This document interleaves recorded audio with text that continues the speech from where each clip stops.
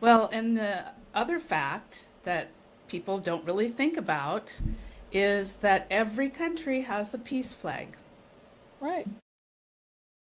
So if you're at peace, you should be flying your peace flag. Why aren't all the European countries flying their peace flags? Because they're still at war and under occupation.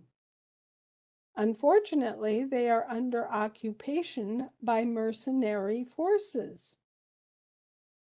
And those mercenary forces are being used to milk, bilk, and fleece the Europeans in the same exact way as they have been used to milk, bilk, and fleece the Americans and the Aussies and the Canadians and everybody else. And it's all illegal as hell. Principals responsible. You're looking at the British Crown, you're looking at the British King, you're looking at the Pope, you're looking at the City of Rome government, you're looking at the Committee of 300. You are basically looking at all the powers that be that benefited themselves from this fraud and harmed us, harmed all of us. Yeah, exactly. Um, and don't forget the Lord Mayor of London. All right, well, that's what I mean by the British Crown. Okay. There are basically three British governments, just like there are basically three American slash US governments, okay? The British Crown represents the municipal maritime government. They're the ones in Westminster, Whitehall, and Parliament. Uh, that's another level of government. That's their equivalent um, of a territorial government. And finally, there is the absent actual English, Irish, Welsh, and Eng- English, Irish, Welsh, and Scottish land jurisdiction government. All four have missing in action, just like us, was supposedly non-existent in interregnum, absent. Okay. One of the important things I think everybody should know is that there are no more fiat currencies. All of the currencies are now asset backed. Another In the thing, world, in the entire world? it's the first time it's ever happened. How did that happen? It had to happen because all of the nobody was going to play the game anymore. So everything has been funded. All of the currencies, including the FRN, are now asset backed. All of them will be trading. There'll be essentially a big board, and the exchange rates will show every day. You will be free to take your currency in, whatever currency it is, and exchange it in whatever way you want. There will no longer be these obstructions preventing you from changing your money into any other currency. You, as Americans, have a very special relationship with the FRN and the US dollar and the American Federation dollar, and you will have some significant advantages. The banks that we've created are they fill a niche, okay? They fill a niche for Americans. And we are going to be able to use those banks to accomplish many things. Money is finally going to be handled in a way that is different than anything you've ever experienced before. I want you to, number one, think about money, what it is and is not, but also think about what it can be. The use of a prepaid credit card, which is not a gift card, but is in fact a form of inheritance or remuneration, has its own character, and it's a payback. But this is a radical concept. And, I think we should call our banks prosperity institutions or something like that. So, anyway, all that's going very well. I wanted to make sure and tell you that the Federal Reserve really hasn't existed for a long time. Their Federal Reserve trademark system was bankrupted in 2009, and JP Morgan and Chase banks inherited the trademarks and the names of the Federal Reserve and the Board of Governors. So they are now functioning as the Federal Reserve, but they're not the Federal Reserve either. I mean, they're a couple of big commercial banks. We are continuing our negotiations and our information sharing with them. We are intent on opening up the economy of the world. What I see is this vast opportunity to open up the world economy to all of these desperately poor people all over the world who've been left out and not allowed to live and thrive and be part of a world economy. The banks that are not banks are doing really well. They're technically, excellent. They're working on one program that will be an instant daily exchange rate calculator, an algorithm that does that for all of the different currencies in the world and adds new ones as they arrive.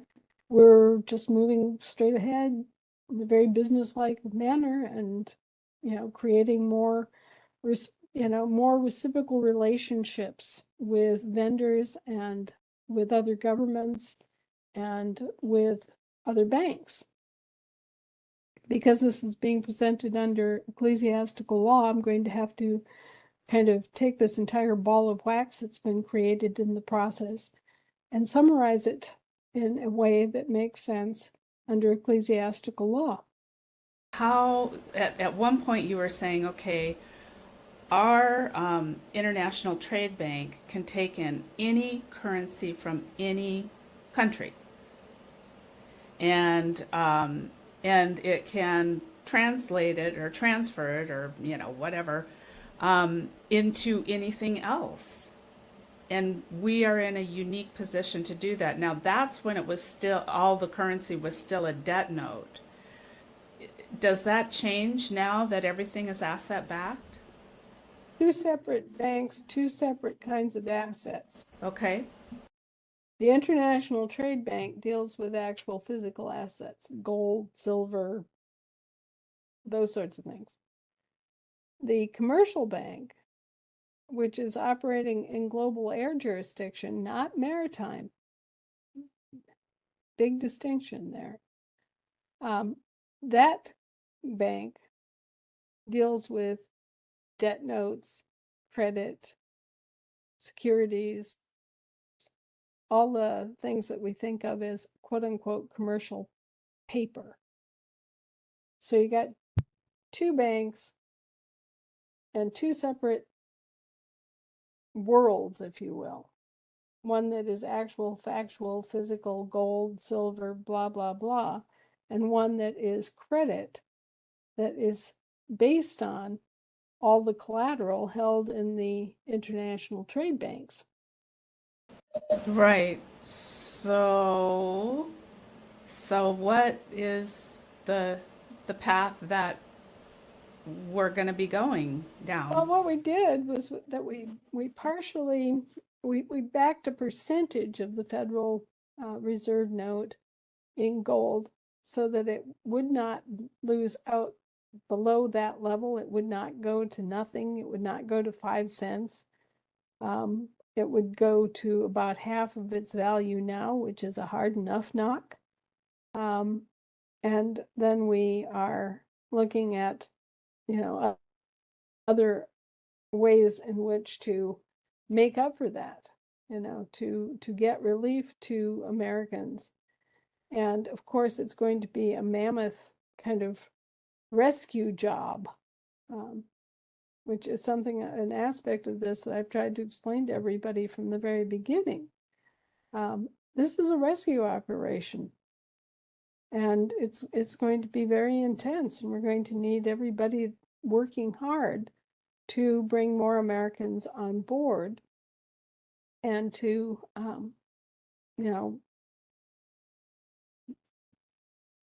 liquefy our economy, to bring enough assets to bear to restore a working economy. Because what happens when everybody is reduced to poverty is nobody has any money to spend. And when they don't have money to spend, then guess what?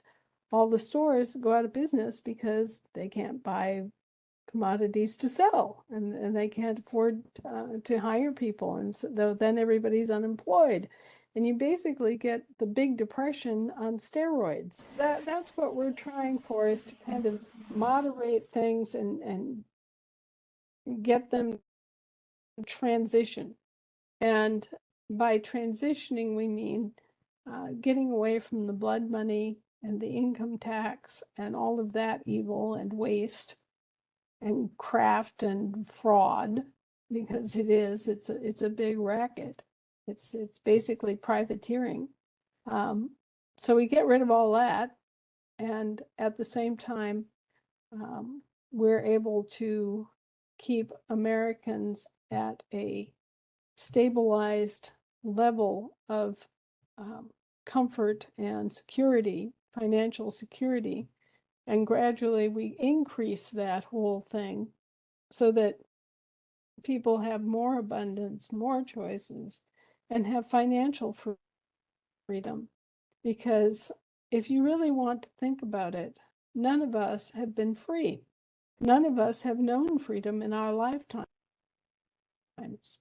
Our grandparents barely saw it, and our great-grandparents lost it because of financial chicanery that was directed at us without us even knowing it. I suggest to you that you cannot be free unless you are financially free. Yeah, It's not possible. it's not possible. And none of us have known that financial freedom. I mean, even the wealthy who think they have financial freedom, it's not true. No, they don't. They're still paying, taxes, and they're still being regulated, and they're still being harassed. Everybody, and they're not. I'm not saying that they're not creating any problems. They're not doing anything that requires regulation, and still they're being harassed and taxed and harmed by this circumstance. So we're going to get rid of the blood money. And some people look at that and they say, oh, well, you can't do that because people have the right to sell their labor however and to whomever they wish. Well, that's true, but you can't be coerced to sell your labor or your performance. And what they are doing is a coercion. What about, okay, is the scenario that you just described, is that true for not only America, but every other country as well?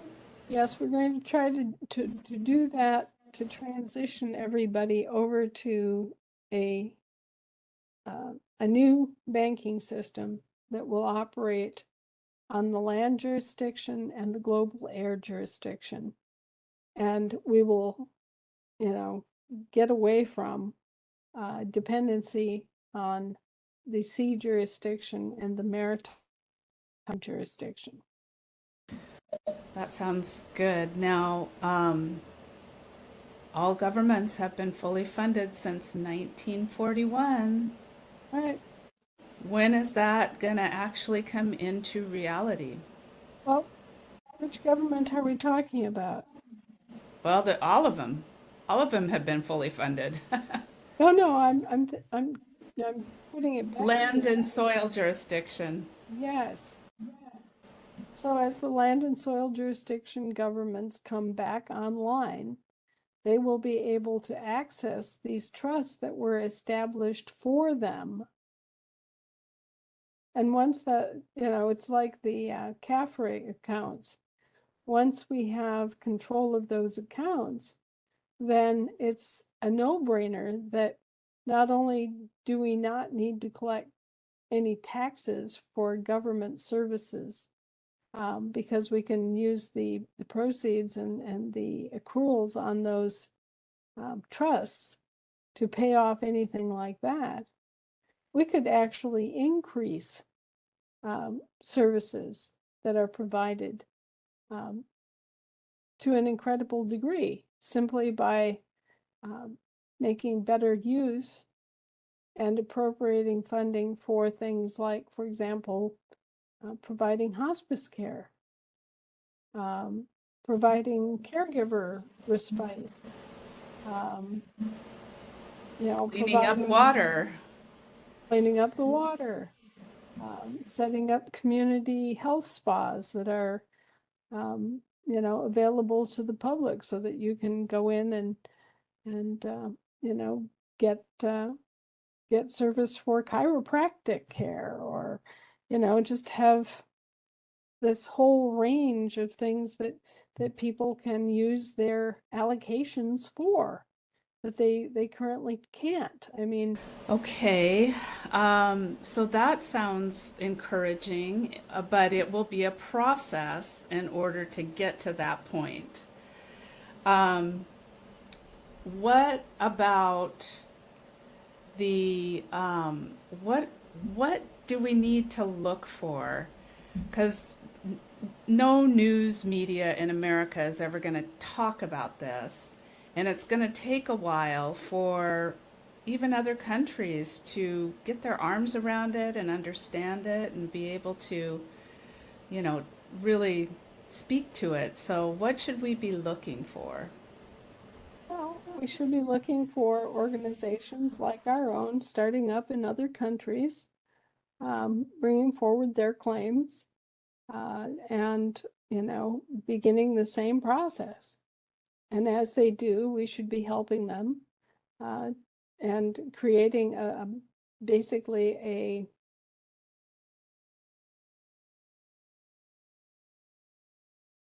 supportive organizational framework, or a supportive knowledge base that they can use to bring back their land and soil jurisdiction governments, their lawful governments that have been commandeered by these corporations. And at the same time, these corporations need to be kicked. Those corporations that have done these terrible things that have resulted in millions of deaths, those corporations need to be utterly destroyed, and the people responsible for this need to be arrested and tried and condemned. I'm sorry, you don't get away with killing millions of people for profit.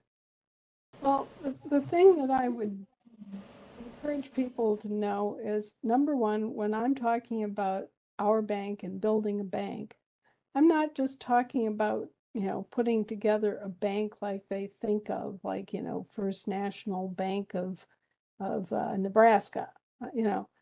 I'm talking about a bank system in a completely different jurisdiction. Okay, there have not been banks like this since the 1900s. And back then, they were not structured as we are structuring the banks now. They did not have commercial banking partners, for example. There wasn't a bilateral system. There was just international trade banks and commercial banks, and never the twain shall meet. Okay, so there was no bilateral organization back then. So also, they were sea jurisdiction and maritime banks. Even the international trade banks? Even the international trade banks were largely functioning as international sea jurisdiction establishments. Oh, wow. And Okay. that's the history of the Bank of Scotland, the Bank of England. All those heavy hitters in Europe were all structured as sea jurisdiction banks and grew out of commercial operations on the sea, collecting assets. Okay.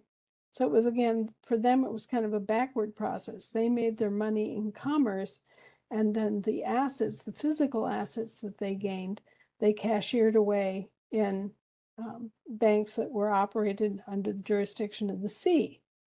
For us, the process was that we accumulated our assets and our physical asset wealth on the land from activities on the land, and then we participated in commerce to sell those commodities. Well, it's really kind of a strange paradigm when you think about it, because you've got two systems. If you were to take two of those stripes in back of me, there's a white stripe, and that stands for the sea jurisdiction, and there's a red stripe, and that stands for the maritime jurisdiction. Okay, that's the old banking system. But come over here, and this white stripe stands for the land jurisdiction, and this red stripe stands for the global air jurisdiction. This is the new banking system, and it's capable of doing everything and more that the old banking system did, only it does it under a different jurisdiction and a different form of law. And, Right. this is a lawful banking system throughout, and this is a legal banking system throughout. Right. And the difference as well is when you work with actual assets, you have to settle constantly, regularly. Right. And Yeah. they do settle, but the problem is that with this whole business of keeping off ledger accounts and commandeering those accounts so that the people who are the actual owners don't have control of them, then you've got a real problem with the banks. And that's what's gone on here. The banks are just basically commandeered, and the politicians let them. And it was all for profit for everybody that was in on it. Exactly. So we are at that point where we're switching from the legal system to the lawful system. And this is called a lawful conversion. I would just ask everybody to be more circumspect in their evaluation of circumstance and not jump to conclusions, not think that they know everything, not make assumptions that they know what's going on. And, bear with and keep faith with those who are trying their very, very best to bring forward a whole new system of banking, not just for this country, but for the entire world, because it's very desperately needed by the entire world. And so I just want to reach out to everybody tonight and say, look, we're not kids. We're not arguing about junior prom. This is extremely serious stuff, and it will affect the lives of many generations to come. If we fail now, we have no way of knowing for how long, but we know that for a long time, it won't be worth living on this planet.